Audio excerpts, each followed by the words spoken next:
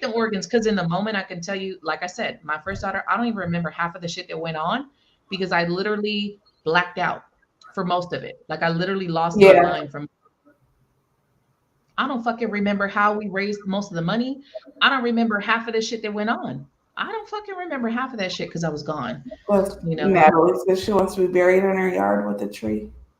I mean, that would have to be like a family home forever. Right. How do you Otherwise, disclose that when you sell it? Like my great great grandmother is buried under that tree. it's like don't disturb her though. Don't disturb her. That would have to be like a family home forever. Right. It is hard, especially those cases where someone's brain dead. And Hmm. I think a lot of people hold on to the hope because there have been cases where people have been on life support and then they come back. They whatever journey they decided to go on and then they come back, right? And I think everyone tries to hold on to that hope of this person's gonna wake up, this person's gonna wake up, right? But at the point of having to make that decision, we had to do that for my dad. We had to make the decision to take him off and it was one of the hardest things. Even though we had planned my whole life, I knew my dad was going to die. Hmm. My dad lived that lifestyle where he was always hit by a car, some crazy shit happened in the hospital. Just my dad lived a crazy lifestyle. So we always thought one day we're going to get the call, this man's going to be dead. But the crazy thing is, we got the call that he's in the hospital, just in the hospital. He was in a lot of pain, but we had to make the decision to take him off and let him die peacefully. That was a very hard decision at the time. We wanted him to live for us. That's where you get into a very selfish mode because it's for you, not them. Because he was in a lot of pain and he was ready to go. When he did kind of come out, and it's crazy because he had a ventilator, and then when we got there, it's like he kind of woke up. It's like he waited for us, for me and my brother to get there. And he Hmm. kind of woke up. They ended up taking the tube out of his mouth because he kind of woke up for a minute. And the first thing I remember him just looking at me, and I grabbed his hand and he was just like, I'm sorry. I broke down in fucking tears. I was just like, oh, broke the fuck down. And then, I was telling him like, okay, look, your son's here, your wife's here, even though my mom and him had been split up for years. He could hear their voices, he could hear their voices, and it just made his day that his family was by his side. And he was just like, please let me go. He was like, let me go. And that hurt for him to say that. Like that hurt. I was just like, what do you mean let you go? Like, no, you're going to come home. You're going to make it. We're going to get through this. And he just was looking like, let me go. Like, I'm done.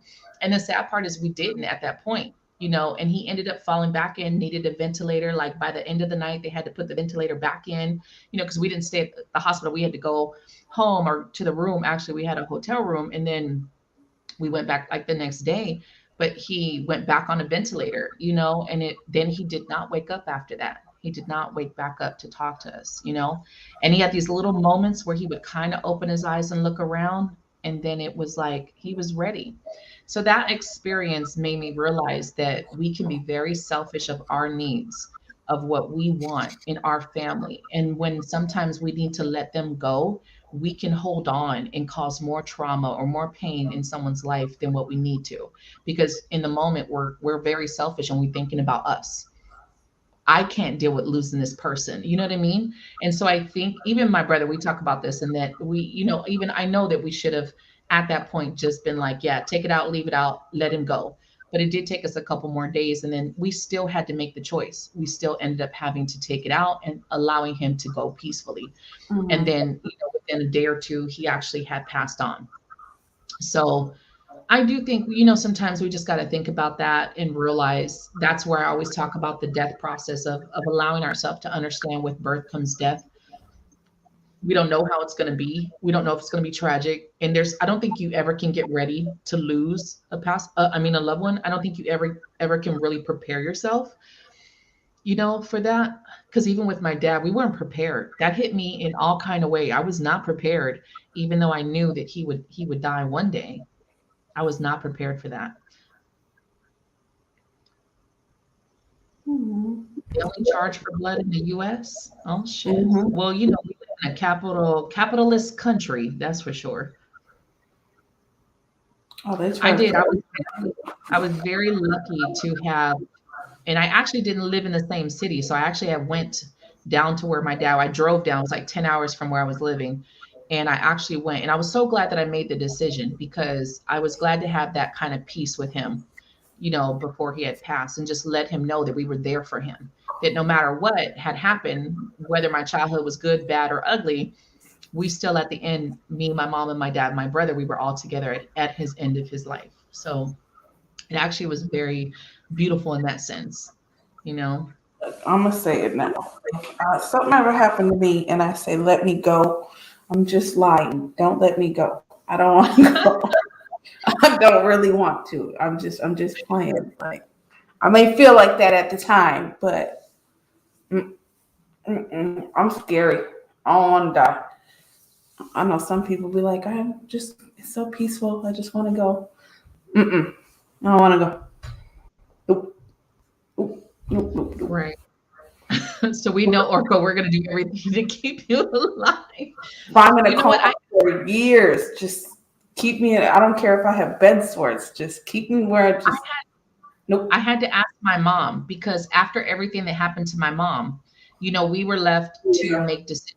We were left, and my brother, because he was in the same city with my mom, he was the one that was called all the time. So he would have to Mhm. make these decisions on life or death. Your mom, we have to do this to your mom. We have to take her back into surgery, and she kept going through all these things, and it was so scary. The trauma behind that, over a year of going through that. I would tell my brother, like, I don't know how you do it because I couldn't come every day and sit and deal with this shit every day. It's too much.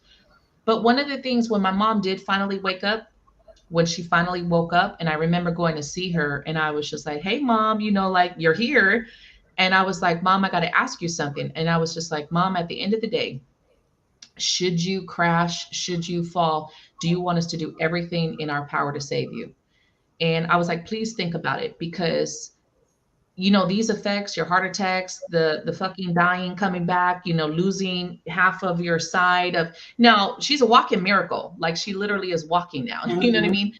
Having like her whole right side not being able to fucking feel shit. She had a aortic tear, if you guys know what an aortic tear, and she had an aneurysm. So the aortic tear saved her life because she had an aneurysm in that aorta where that was traveling up to her brain. So she was about to die from the aorta, the aneurysm, but the Oh aortic wow. tear saved.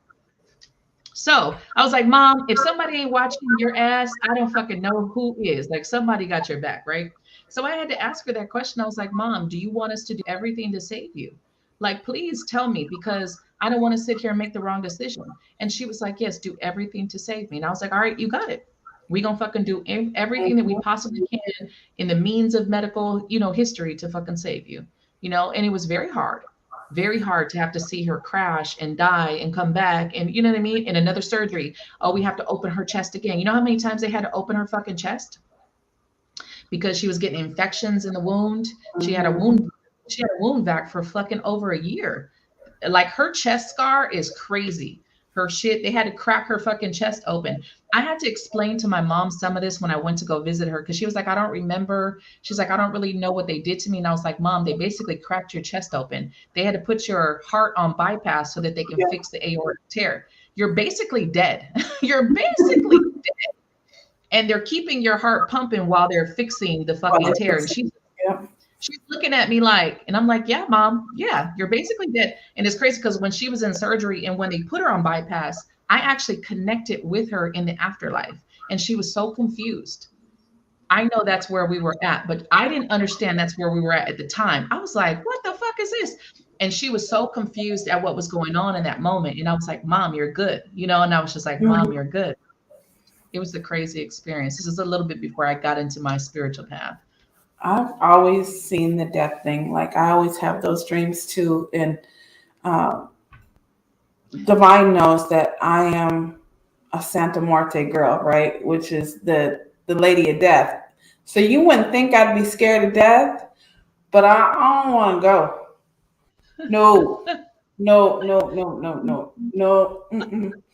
Save me with every power you can. Save me, save me, save me, save me, save me. Yes, I just did. God, it's not technically being scared of death itself, it's just like ain't no coming back from that shit. So if you can save me, just let me be here a little bit longer. I don't mind Earth, okay? Like shit. Even if Well, I'm in you a know, wheelchair or something, just put me in a really nice vacation, like senior home or something. you know, well, what changed my mind is working, I always talk about, of course, I was a medical assistant and I work with geriatrics, which is seniors, right?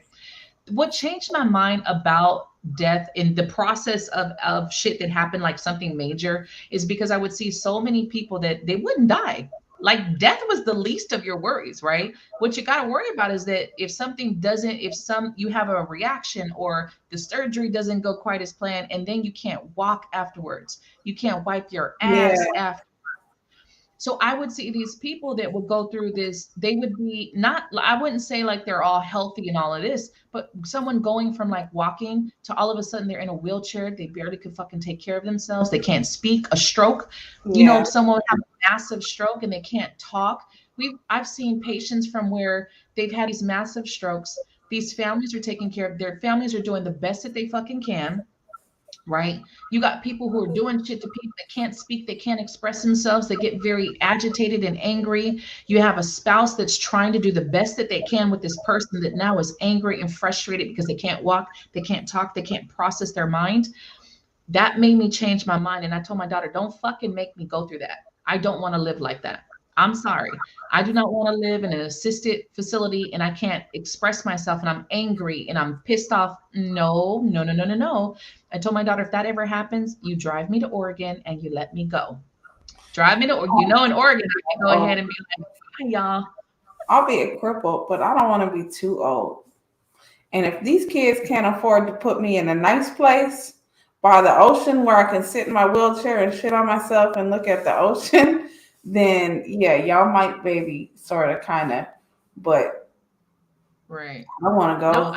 Not I unless know. I'm old and out of it. If I'm old and out of it, then and I don't know what I'm talking about anyway, then do whatever y'all want to me. But Heather, I want to put glitter in my ashes too, boo. I want to put not even old.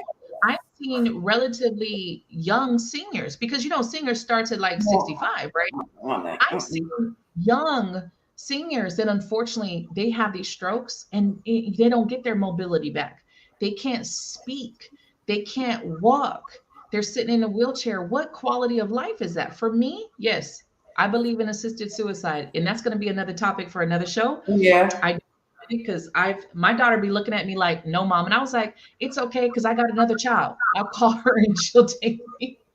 I've I'll already told call my it. family. I've already told my family. My daughter doesn't agree with it, and it's okay for her not to agree with it. But I do not want to be on this earth, and I can't wipe my own ass, and I can't articulate, and if I can't remember them, if I'm just sitting here and I look at it as this: if I'm just sitting here and I'm a wasted space, I'm just here. Mhm. Why? Why am I running up a bill at an assisted living and I can't enjoy my family? You guys can't enjoy me. You know what I mean? We can't do shit. I'm just here. You're going to come visit me. You're going to be depressed when you see me. I can't talk to you. I don't want to live like that. That's not a quality of life I want. And unfortunately, I would see a lot of families that would make these decisions. And unfortunately, they would have to deal with the aftermath of their family who can't walk, Oh, can't speak, can't, that you is know what I hard. mean? They can't take care of themselves. So it's a very hard decision sometimes. I don't want to be here.